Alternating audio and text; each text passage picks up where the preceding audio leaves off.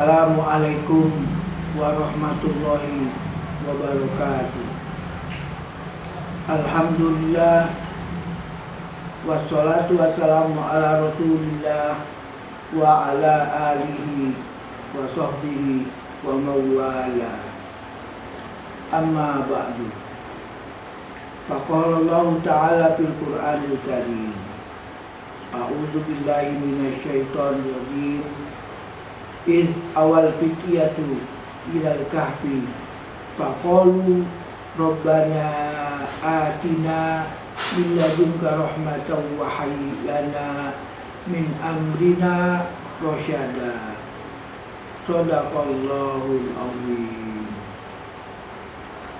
Ibu-ibu, bapak-bapak, dan saudaraku sekalian yang dirahmati oleh Allah Subhanahu wa ta'ala, segala puji bagi Allah, kita memujinya dan meminta pertolongan, pengampunan, dan petunjuknya.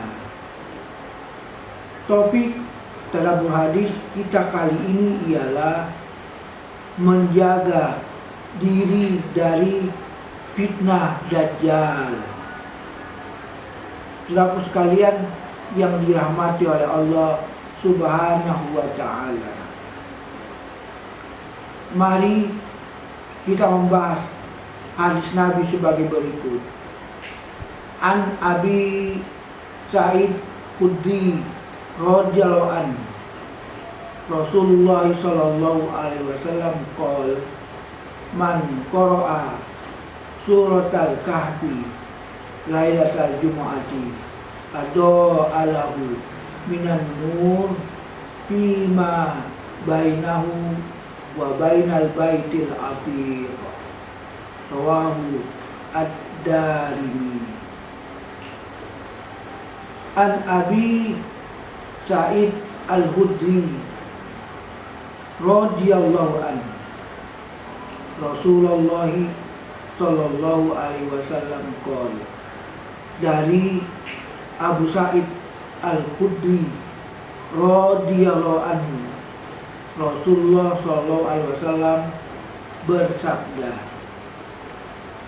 man qara'a surat al-kahfi lailatal jumu'ati, barang siapa yang membaca surat al-kahfi pada malam Jumat, alahu minan nuri fima bainahu wa bainal baitil atiq, dia akan disinari cahaya antara dirinya dan Ka'bah. Rawahu ad-Darimi. Dalam riwayat lain beliau bersabda, man qara'a surat al-kahfi, dan barang siapa yang membaca surat al-kahfi fi yaumil jumu'ati, pada hari Jumat, alahu minan nuri ma bainal jumu'ataini, dia akan disinari cahaya di antara dua Jumat. Hadis riwayat Hakim dan Al-Baihaqi. Berdasarkan keterangan pada hadis di atas, memang ada hadis yang menyebutkan sunnah membaca Al-Kahfi pada malam Jumat. Ada pula yang menyebutkan pada hari Jumat. Oleh para ulama, hadis-hadis tersebut dikolaborasikan jam'ul ahadis agar bisa disimpulkan hukumnya, sehingga benang merah bahwa yang dimaksud dengan yaumul jum'ah itu adalah durasi waktu mulai sejak terbenamnya matahari di hari Kamis sampai terbenamnya matahari di hari Jumat. Demikianlah perhitungan hari dalam kalender Hijriah.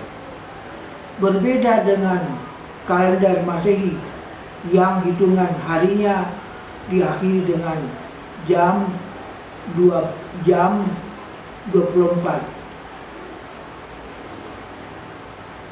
sehingga sunnah membaca Al-Kahfi bebas, mau dibaca jam berapapun asal masih dalam hitungan hari Jumat menurut perhitungan kalender Hijriah. Al-Munawi menambahkan, disunahkan membaca Al-Kahfi pada hari Jumat termasuk malam harinya, sebagaimana disebutkan oleh Imam As-Syafi'i. Barangkali yang dimaksud perkataan Imam As-Syafi'i dalam penjelasan Al-Munawi di atas adalah telah sampai dalil kepadaku bahwa orang yang membaca surat Al-Kahfi akan terjaga dari fitnah Dajjal. Dan aku menyukai seseorang itu memperbanyak selawat kepada Nabi SAW di setiap waktu dan di hari Jumat serta malam Jumat. Lebih ditekankan lagi anjurannya. Dan aku juga menyukai seseorang itu membaca surat Al-Kahfi pada malam Jumat dan pada hari Jumat, karena terdapat dalil mengenai hal ini.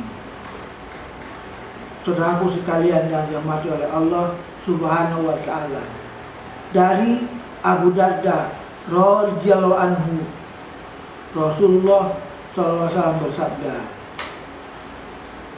"Man hafizah asra ayatin min awal suratil Kahfi," siapa yang menghafal 10 ayat pertama surat Al-Kahfi, uzima minad dajjal, maka dia akan dilindungi dari fitnah Dajjal. Hadis riwayat Muslim dan Abu Daud. Pada lain berbunyi, an Abi Darda an Nabi sallallahu alaihi wasallam annahu qol man qara'a asra ayatin min akhiril kahfi uzima min fitnatid dajjal. Rawahu Ahmad. Dari Abu Darda, dari Nabi Shallallahu Alaihi Wasallam, beliau bersabda, barang siapa membaca 10 ayat terakhir dari surah Al-Kahfi, maka ia akan dijaga asal lindungi dari fitnah Dajjal. Rawahu Ahmad. Hadis-hadis tersebut menunjukkan bahwa membaca 10 ayat pertama surah Al-Kahfi atau 10 ayat manapun dari surah Al-Kahfi merupakan penjaga diri dari fitnah Dajjal. Demikianlah keistimewaan surah Al-Kahfi bagi orang yang mau membaca atau menghafalnya, terlebih di malam atau hari Jumat. Yang dilindungi dari fitnah Dajjal, mereka di hari kiamat serta disiapkan cahaya khusus untuknya. Saudaraku sekalian yang dirahmati oleh Allah Subhanahu wa Ta'ala, pelajaran yang terdapat dalam hadis: 1. Surah Al-Kahfi adalah surah pelindung dari berbagai fitnah. Fitnah yang paling besar adalah fitnah Dajjal. Tidak ada nabi dan rasul kecuali mengingatkan kaumnya dari besarnya fitnah Dajjal. 2. Kita pun dituntut untuk berlindung kepada Allah dari fitnah Dajjal di akhir tasawuf sholat kita. Hadis Rasulullah SAW berikut ini. An Abi Hurairah qala Rasulullah SAW.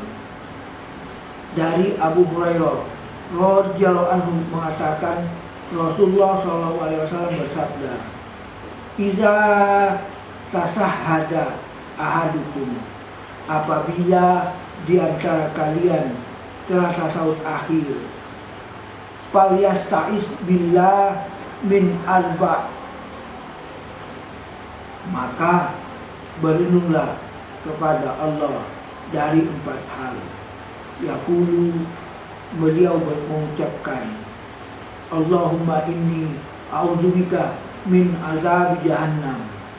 Ya Allah, aku berlindung kepadamu dari siksa jahannam. Wa min azabil qabri, dan siksa kubur. Wa min fitnatil mahya wal mamati, dan fitnahnya kehidupan dan kematian. Wa min syarri fitnatil masiihad dajjal, dan dari keburukan fitnahnya al-masih dajjal. Rawahu Muslim. 3. Selain fitnah dajjal, ada 4 fitnah atau ujian yang disebutkan dalam surah Al-Kahfi sebagai panduan kita dalam menghadapi berbagai fitnah. Di antaranya, pertama, ujian karena agama. Kisah Ashabul Kahfi yang lari meninggalkan kampung halamannya dalam rangka menjaga keimanannya. Kedua, fitnah harta.